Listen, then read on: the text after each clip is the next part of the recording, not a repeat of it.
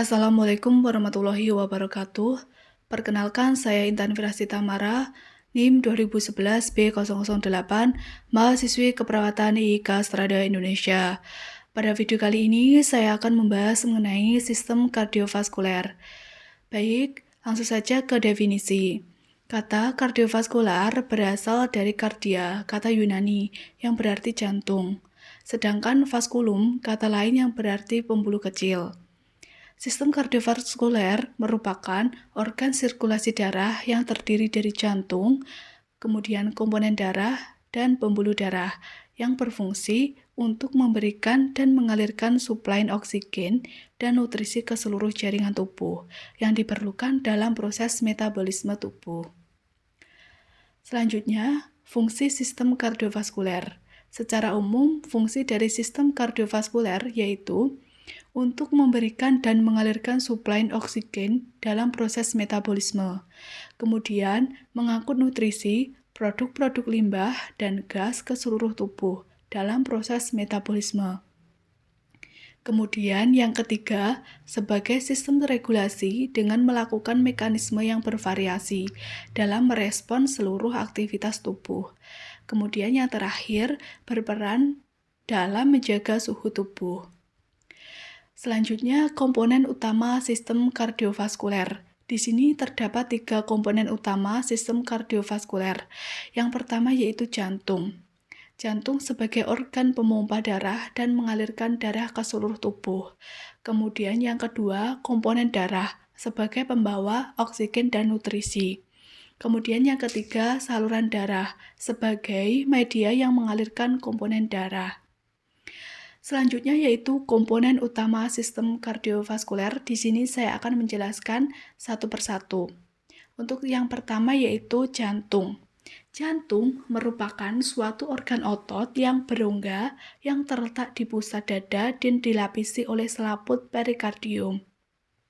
Secara rata-rata, jantung manusia berdenyut 72 kali per menit dalam status beristirahat dan memompa 4 hingga 7 liter darah pada tiap menitnya. Jantung terletak di dalam mediastinum di rongga dada, 2/3-nya terletak di bagian kiri dan 1/3-nya terletak di bagian kanan dari garis tengah tubuh. Kemudian, fungsi dari jantung untuk memompa darah ke seluruh tubuh, membantu mengukur jumlah darah yang dipompa dengan menghitung jumlah denyut jantung per menitnya. Kemudian, membantu membuang limbah sisa metabolisme tubuh dan juga berfungsi untuk menerima darah yang beroksigen dari paru-paru. Kemudian, di sini terdapat 4 bagian jantung. Untuk yang pertama yaitu perikardium jantung atau selaput jantung. Perikardium merupakan membran yang memproduksi cairan yang berfungsi untuk melumasi jantung dan mencegah gesekan antara jantung yang selalu berdetak dengan organ-organ lain di sebelahnya. Selain itu, perikardium juga berfungsi untuk mempertahankan posisi jantung dan menyediakan ruang kosong agar jantung manusia dapat berkembang dengan sempurna. Kemudian perikardium memiliki 2 lapisan, yaitu lapisan visceral yang menutupi bagian luar jantung, kemudian lapisan parietal yang membentuk kantung di sekitar bagian luar rongga perikardial. Yang kedua yaitu dinding jantung.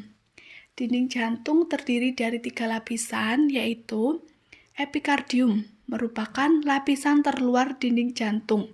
Kemudian miokardium, lapisan yang paling tebal penyusun dinding jantung.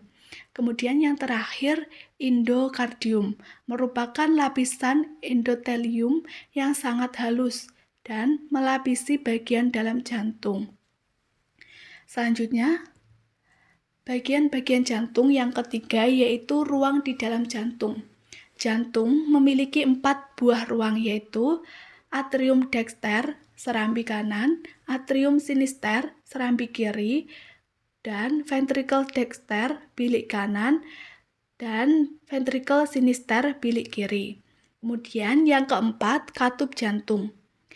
Jantung manusia memiliki 2 jenis katup yaitu katup atrioventrikular atau AV, kemudian katup semilunar. Untuk katup AV, di bagian kanan disebut katup tricuspid, sedangkan katup AV di bagian kiri disebut dengan katup mitral atau katup bicuspid. Yang kedua, katup semilunar. Untuk katup seminular di bagian kanan dinamakan katup pulmonalis, sedangkan katup seminular di bagian kiri dinamakan katup aorta. Baik, selanjutnya komponen utama sistem kardiovaskuler yang kedua, yaitu komponen darah. Darah adalah cairan yang terdapat pada semua tubuh manusia yang berfungsi untuk mengirimkan zat-zat dan oksigen yang dibutuhkan oleh jaringan tubuh, mengangkut bahan-bahan kimia hasil metabolisme, serta juga sebagai pertahanan tubuh terhadap virus atau bakteri. Selanjutnya, fungsi dari komponen darah, yaitu untuk menyebarkan panas ke seluruh tubuh dan sebagai pertahanan tubuh terhadap serangan penyakit dan racun dalam tubuh dengan perantaraan leukosit dan antibodi atau zat-zat anti racun. Kemudian, jenis-jenis komponen darah. Sel darah terbagi menjadi 3 macam, yaitu eritrosit atau sel darah merah. Eritrosit ini terbentuk bulat, pipih, dan bikonkav, tersusun dari protein dan hemoglobin. Kemudian, eritrosit ini tidak memiliki inti, serta berfungsi untuk mengangkut hemoglobin dan oksigen dari paru-paru ke jaringan tubuh. Untuk yang kedua, yaitu leukosit atau sel darah putih. Leukosit ini memiliki inti sel dan tidak berwarna, serta berbentuk tidak tetap, berukuran lebih besar daripada eritrosit. Kemudian berfungsi sebagai sistem imun yang dapat memberikan perlindungan tubuh dari patogen yang menyerangnya. Kemudian yang terakhir yaitu trombosit atau platelet.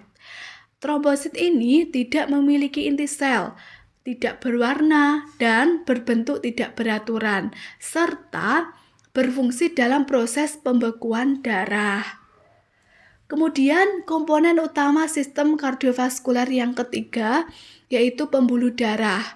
Pembuluh darah merupakan organ tubuh yang bertanggung jawab untuk mengalirkan darah ke seluruh tubuh.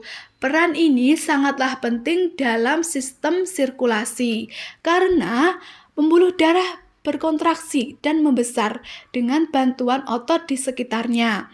Ini dilakukan untuk memastikan ada tekanan yang cukup pada pembuluh darah untuk membantunya ke seluruh tubuh. Kemudian jenis-jenis pembuluh darah. Di sini terdapat 3 jenis. Yang pertama yaitu arteri atau pembuluh darah nadi. Arteri atau pembuluh darah nadi merupakan pembuluh darah yang membawa darah keluar dari jantung. Kemudian vena atau pembuluh darah balik merupakan pembuluh darah yang membawa darah menuju ke jantung. Sedangkan pembuluh darah kapiler merupakan pembuluh darah halus yang langsung berhubungan dengan jaringan tubuh. Pada pembuluh darah kapiler ini terdapat hubungan antara pembuluh darah arteri dengan pembuluh darah vena. Aliran darah dalam kapiler lebih lambat sehingga memungkinkan proses pertukarannya menjadi lebih efektif. Kemudian di sini saya akan menjelaskan jenis-jenis pembuluh darahnya. Untuk yang pertama yaitu arteri. Arteri tadi dibagi menjadi 2, yaitu arteri pulmonalis dan juga aorta. Untuk arteri pulmonalis merupakan pembuluh nadi yang membawa darah menuju paru-paru, sedangkan aorta merupakan pembuluh darah besar yang membawa darah menuju ke seluruh tubuh. Kemudian yang kedua, vena. Vena dibagi menjadi 3 bagian, yaitu vena pulmonalis, vena cava inferior, dan juga vena cava superior. Untuk vena pulmonalis merupakan pembuluh darah yang membawa darah dari paru-paru menuju ke jantung. Sedangkan vena cava inferior merupakan pembuluh darah yang membawa darah dari bagian bawah tubuh menuju jantung. Dan yang terakhir, vena cava superior merupakan pembuluh darah yang membawa darah dari bagian atas tubuh menuju ke jantung. Selanjutnya, yang terakhir pembuluh darah kapiler. Pembuluh darah kapiler terbagi menjadi dua golongan, yaitu venule dan arteriole. Untuk venule merupakan pembuluh darah kapiler dari vena, sedangkan arteriol merupakan pembuluh darah kapiler dari arteri. Selanjutnya, kelainan pada sistem kardiovaskuler. Di sini terdapat 6 kelainan. Yang pertama yaitu udema. Untuk kelainan udema ini disebabkan oleh timbulnya cairan di tempat yang tidak semestinya. Kemudian gagal jantung kongesif. Keadaan ini di mana jantung untuk memompakan daerah darah dan akhirnya terjadi penjumbatan. Kemudian yang ketiga, angina pectori. Gejala klinis ini berupa nyeri dada sebelah kiri yang menjalar sampai lengan kiri. Berlangsungnya hanya 2-3 menit dan biasanya akan hilang bila dengan istirahat. Kemudian yang keempat, anemia. Anemia ini disebabkan karena kurangnya sel darah merah atau hemoglobin sehingga bisa terjadi kelainan anemia. Untuk yang kelima yaitu hipertensi. Keadaan ini terjadi karena tekanan darah di atas batas normal. Dan yang terakhir penyakit jantung koroner atau PJK. Penyakit jantung yang disebabkan oleh sumbatan salah satu atau lebih cabang arteri koronaria. Baik, itu tadi merupakan kelainan pada sistem kardiovaskuler.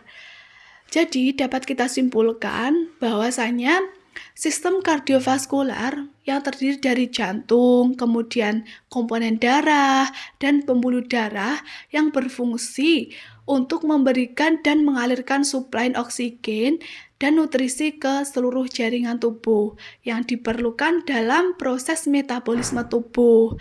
Adapun tadi yang saya sebutkan, kelainan pada sistem kardiovaskuler yaitu ada udema, gagal jantung, kemudian angina pectoris, anemia, kemudian ada hipertensi, dan juga yang terakhir penyakit jantung koroner atau PJK. Baik, itu tadi yang bisa saya sampaikan. Bila ada kesalahan, mohon untuk dimaafkan. Billahi taufik wal hidayah. Wassalamualaikum warahmatullahi wabarakatuh.